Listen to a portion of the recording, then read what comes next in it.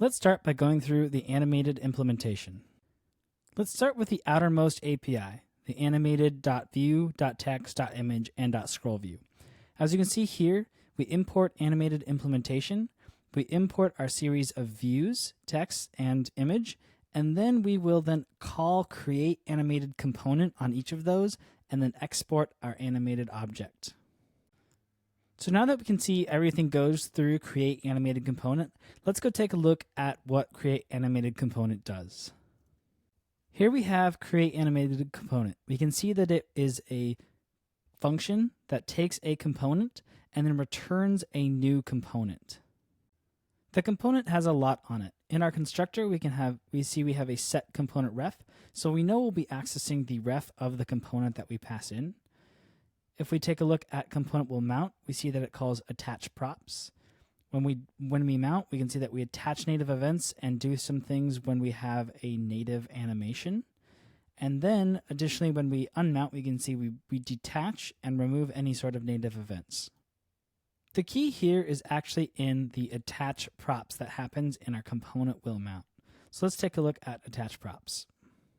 You can see that we first define a callback, and that callback will access this .component, which is set from the ref, and see if it has a set native props. If it does, then we will execute a particular flow. However, if it does not, then we will trigger a force update.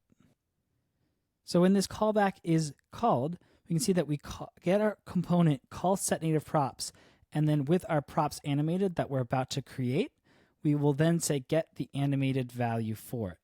Now, this props animated is a new animated props that receives the current props or the next props, as well as the callback that we created here.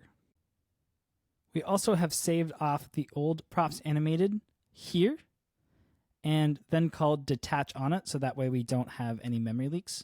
Our component will mount called attach props, and then also what we'll do is call attach props with our component will receive props. And then in our render, the this.props.animated that we have set up, we will then spread in as our props. So rather than spreading in this.props, we have this interface that we then spread our props, and we also get our ref here you can see, and then some explanation about why we don't use collapsible for native views. And then also set component ref, and then also get node that can be called when we need to get access to the internal ref of our component to do measures or anything like that. Now, all of this is driven based upon animated props and some callback that is passed to it and then called, that then calls set native props on it. So let's take a look at animated props. Animated props has a constructor here that takes some props. If we have props.style, which if we had a style object, then we would create a new animated style and pass in our props.style. And then at some point, whenever we need to get access to it, we have a get value call. So back in our animated implementation with our create animated component, we can see that in our callback, all we're doing is calling get animated value for our call to set native props. However, in our render, we're calling get value. The reason why this is that if an animation is happening, we need to call get value, because if a set state then happens, we need all of the props to pass over. Otherwise, they would be blown away because they'll be all updated on the native side. However, when we're just calling set native props, all we need to do is send over the values that we want to change. So those are just the animated values that are actually changing. So back in our animated implementation for our animated props, we can see we just loop over. This is for all of them. And if they are animated values, or if they're an animated event, then we do special things by calling get value on that animated value. Otherwise, we just rebuild our props with key and value. And then for our get animated value, we only look for instance of animated and get our animated value for just the particular props that are animated that need to change at that particular time. Now, there's a lot of calls to attach and detach. And let's take a look at what happens when we say set value on a normal animated value without going through animated timing or animated spring. If we look here, this is set value, and this is on an animated value. So this would be animated.value that we usually use.